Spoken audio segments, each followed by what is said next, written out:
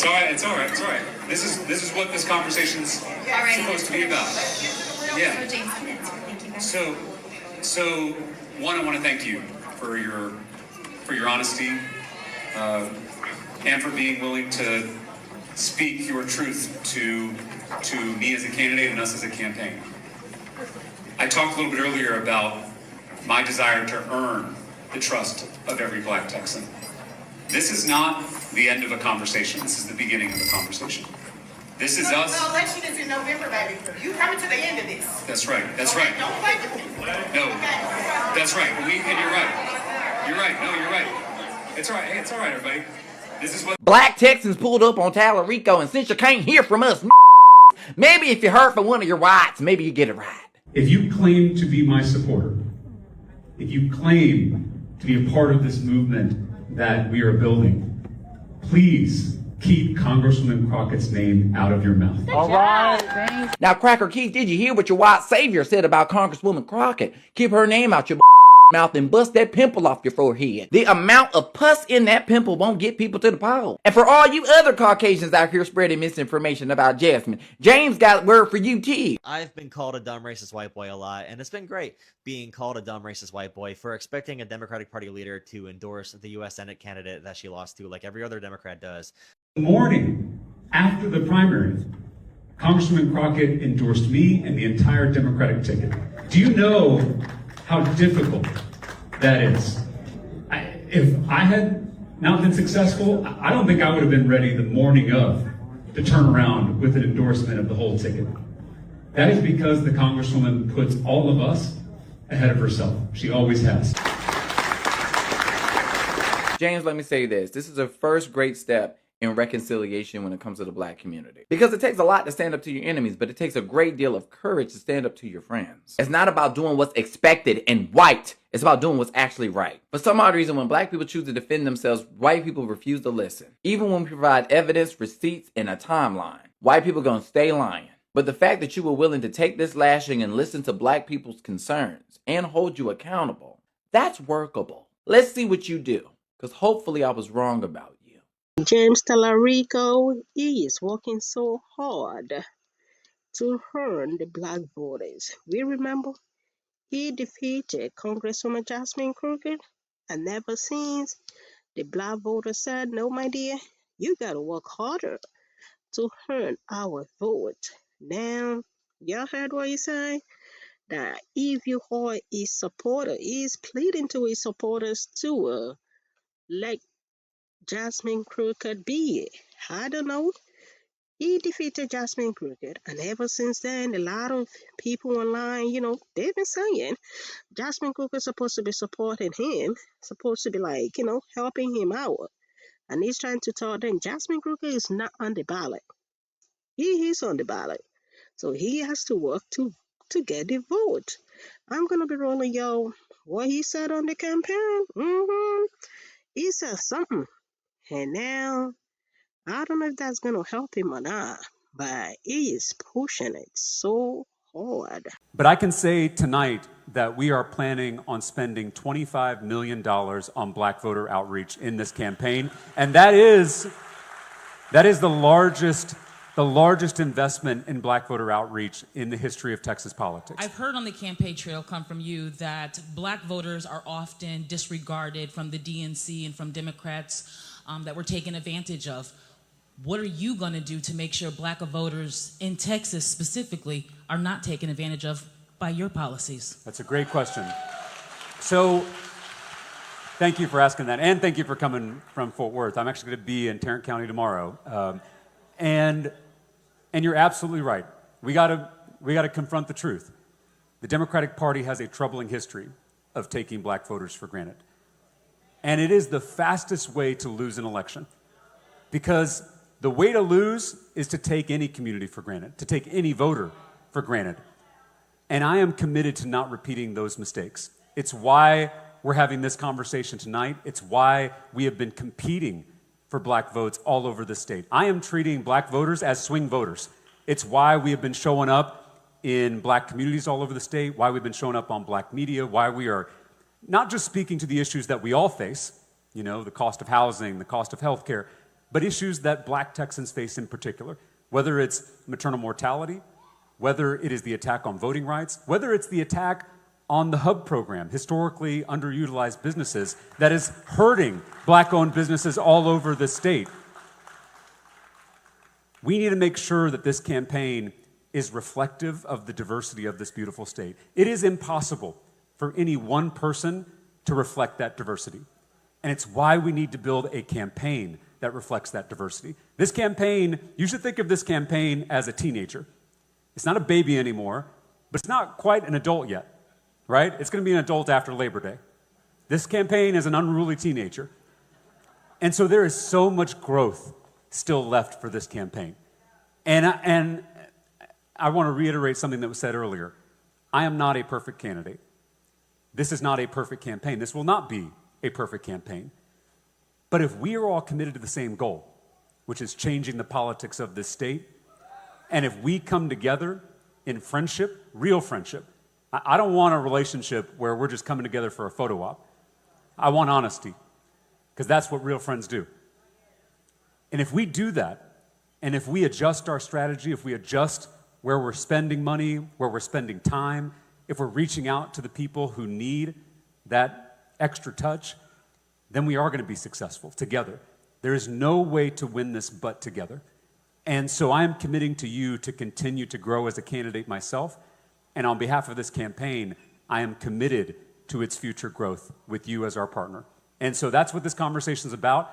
I'm very much interested in ideas you may have. Some of the stuff we've been doing, the Paul Quinn commencement address. I was on DD in the Morning just a few days ago. Those ideas came from meetings like this, from small group discussions with Black leaders, from open town halls where Black voters have brought their ideas, from folks who are just sending them via email. Because this campaign is smart, but we're not as smart as everybody in this room, right? We need your creativity. We need your ideas. If you're thinking, I never see Talarico here, or I never hear Talarico talking about this, it is on you to tell us so that we can change, right? I will commit to doing better if you commit to helping us do better. This is a partnership. And we don't have time to be defensive as a campaign. We got a race to win. And this work is too important for anyone's ego to get caught up in it. This has to be about the state of Texas. This has to be about all of us. And so, to answer your question specifically, there are a few things. One, I want to talk about investment, because as you all know, this campaign has raised a lot of grassroots money. I do want to caution you, though, this is a big state, so there's a lot of voters to reach, and we got a lot more fundraising to do. I'm sorry for all the fundraising texts. I was actually doing a town hall like this, and someone lifted up their phone and was like, "You just texted me. How can you?" Anyway, they're all me. We have a lot of fundraising left to do, but I can say tonight that we are planning on spending $25 million on Black voter outreach in this campaign, and that is the largest investment in Black voter outreach in the history of Texas politics. And so where that money is spent, how it's spent, that is still up for discussion between all of us. And we need your feedback. But I want you to know that we are setting aside that money to do that work. We are putting our money where our mouth is. And then we got to do more than just ads. We got to do more than just mailers. I believe in human-to-human, person-to-person organizing. That is how we win Texas. Yes, the ads are important. Yes, getting our message on TV, on radio, in mailers, that's all important. And customizing those messages for different communities across the state, that's important. But the way we're going to win this election is neighbor to neighbor. And so we are investing major resources in a coordinated campaign. For the first time in 20 years, all the statewide candidates are coming together with the state party, with our allied organizations, with our labor unions, with our community groups, to coordinate our resources so that we're not duplicating efforts. And it's hard. It's hard and it's not perfect. We got a lot more work to do to make sure we're working with our county parties and our local organizations. But it is hard to get Democrats to all work together. Some of you may remember the Will Rogers quote, "I'm not a part of an organized political party, I'm a Democrat." It's hard to get us all to work together. because we're all different. This is a coalitional party. We're all come from different communities, different backgrounds, different beliefs. But if we're going to win this thing, we all got to be on the same team. We got to be rowing in the same direction. And that takes work to make sure that every community feels like they are truly represented by the coordinated campaign. But I'm excited about the direction we're moving. The last thing I'll say, we have to invest in our down-ballot candidates. And this is something we've got work left to do. You don't applaud yet, because we got work to do on this. But we have started the work of making sure that we are investing in and supporting those candidates at the bottom of the ballot. Because those candidates at the bottom of the ballot, they're going to help me and Representative Hinojosa at the top of the ticket. Because they're the ones who are knocking on doors, registering voters, actually speaking to the needs of each particular community. And I remember when I was running for State House how difficult it was to be a down-ballot candidate. And so we have already invested $250,000 in the House Democratic Campaign Committee, which is helping take back the State House. We were just in Houston campaigning with Dr. Letitia Plummer, who will make history as the first Black woman to serve as Harris County judge. We already talked about DeMarcus, who's going to be your next county clerk. But there are so many amazing candidates who are running for State House, State Senate, City Council, School Board. And we as a campaign, we as a coordinated campaign, want to make sure we're uplifting those candidates. So that is still a work in progress. And I know there are down-ballot candidates here in the room that I've committed to doing a better job of supporting and helping. So this is a work in progress, but I just want to give you a sense of what are the key pillars of this plan so we don't make the same mistakes that the Democratic Party has made in our history. Stay here, you answer our questions, or you suffer the consequences. So I'm happy to engage. We'll come to here in just a second. I appreciate you being here, and I appreciate you traveling in, and I I appreciate did you. it for my people, not for you. Wonderful, and I think that's wonderful. I think that's wonderful. And it's all right. It's all right. It's all right. This is what this conversation is supposed to be about. I think we all saw this coming based off of how heated this race between Jasmine Crockett and James Talarico for Senate seat was down here in Texas. This was bound to happen.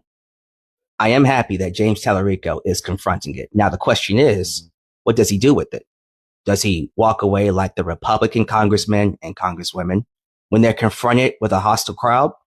Or does he stand there, plant his feet, and answer the question?